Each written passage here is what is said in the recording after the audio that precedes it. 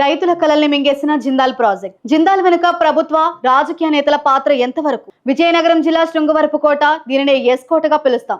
ఎస్కోట మండలంలో జిందాల్ అల్యూమినియం కంపెనీకి భూములు ఇచ్చిన రైతులు తీవ్ర మోసానికి గురయ్యారు. 2007, 2008 కంపెనీ చెప్పిన మాయ మాటలు నమ్మి సుమారు 1166 ఎకరాల సస్యశ్యామల భూములను గ్రామీణ గిరిజన రైతులు త్యాగం చేశారు. ఉద్యోగాలు వస్తాయని, పరిశ్రమ ఏర్పాటు అవుతుందని, కంపెనీ షేర్లు ఇస్తామని చెప్పి అప్పటి ప్రభుత్వ అధికారులు, సంస్థ ప్రతినిధులు రైతుల నుంచి భూములు తీసుకున్నారు. కానీ ఇప్పుడు దాదాపు 17 ఏళ్లు గడిచినా ఒక్క ఇటుక కూడా వేసిన దాఖలాలు లేవు. పైగా ఇప్పుడు ఆ భూములను అదానీ, అంబానీలకు అధిక ధరలకు అమ్ముకునే ఆలోచనలో ఉన్నారు. అప్పట్లో భూములు ఇచ్చిన రైతులకు ఎకరానికి 2,500,000 చొప్పున నష్టపరిహారం ఇచ్చారు. ప్రస్తుతం ఆ భూములకు కోట్ల విలువ ఉన్న రైతులు పొందిన మొత్తం మాత్రం నామమాత్రమే. ఈ పరిస్థితుల్లో మూల బొడ్డవర గ్రామాల రైతులు తమ భూముల్లో తిరిగి పంటల సాగు మొదలు పెట్టే ప్రయత్నం చేస్తున్నారు. హ్యూమన్ రైట్స్ ఫోరం వంటి పౌర హక్కుల సంఘాలు ఈ ఉద్యమానికి అండగా నిలుస్తున్నాయి. 2007లో జిందాల్ కు కేటాయించిన భూమిని రద్దు చేయాలని, భూమిని మళ్లీ స్థానిక నిరుపేద రైతులకు పంచాలని డిమాండ్ చేస్తున్నారు. ఈ నేపథ్యంలో అప్పట్లో భూములు ఇచ్చే విధంగా రైతులను ఒప్పించిన